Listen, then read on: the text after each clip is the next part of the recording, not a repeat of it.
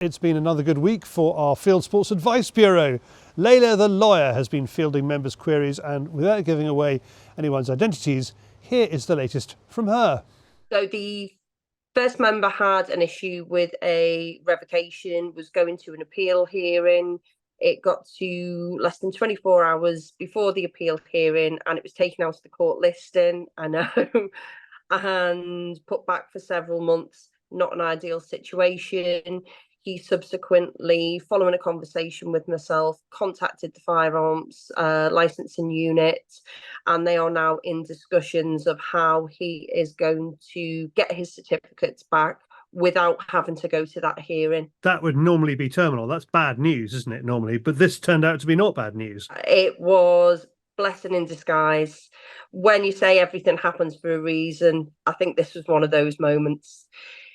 With it being taken out of the listing, we spoke about what had happened. He gained the confidence to contact the firearms licensing unit and say to them, listen, we're due to go to an appeal hearing. You have your evidence. I now have mine from seeking some legal advice. I'd suggest that we move forward and discuss this and see if we can settle before it gets to the court hearing. And the licensing unit have said, well, yeah, let's sit down, let's talk, and let's move forward. So they're going through a process at the moment, which will hopefully see him having those certificates returned very shortly. So as soon as that's all done and dealt, I'll be able to tell you more once it's all finalised. And which constabulary is that? That is with South Yorkshire. I know very little about South Yorkshire, but from seeing what they're doing now, it's a step in the right direction. And there was another success as well. We have another member following a piece you did on the programme a couple of weeks ago in respect of the medical evidence that he had to obtain to get his certificates back. He again is now in discussions with his authority. I think that is Kent Police. And he's now going through the motions again of an agreed process so that he can get his certificates back as well. So it just goes to show how highlighting the cases and the members getting the legal advice that they need, sometimes not a legal representative getting in touch with the firearms units, but the members themselves having the confidence to do it because they are armed with the knowledge, is helping to sort of, smooth that process over. I mean, he specifically needed a psychiatric report, and Yeah. the trouble was no psychiatrists were given the report because they were worried that if they got it wrong, and he was I know this is not a proper word, a nutter or whatever you want to call it, then they'd be landed in it, wouldn't they? And so he's going, but I'm not a nutter, and they're going, oh, they all say that.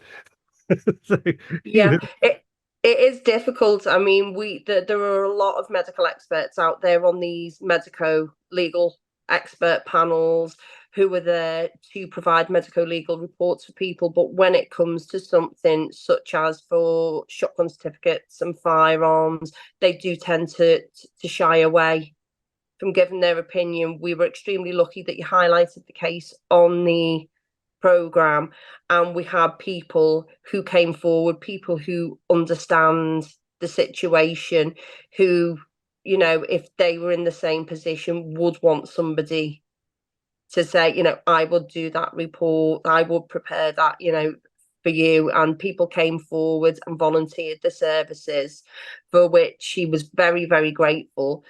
But it looks now as if he's not going to need that. And as I said, once that's finalised, we'll be able to, to let everybody know what the outcome of that is.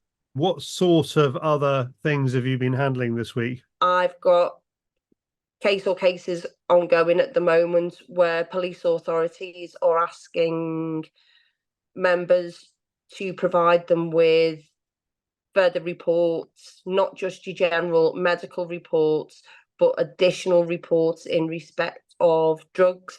So for drug taking, drug use, to clarify, obviously, what their position is.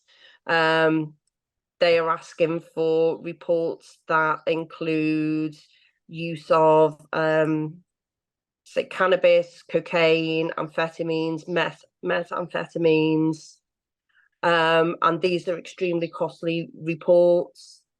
Now, when you hear somebody who is going for a renewal who says, I have got a historic drugs conviction, possession of conviction, does your heart sink and you think, oh, you're never going to get your certificate? Or do you think there's hope? There is hope for people. People have things in their past, in their history, that police authorities will look at and give a balanced view. These additional reports, the drug tests, can be beneficial because people who don't want to be prejudiced by their pasts can prove that they are law-abiding citizens, and by doing these hair sample tests can prove that they are in a position where they should hold these certificates.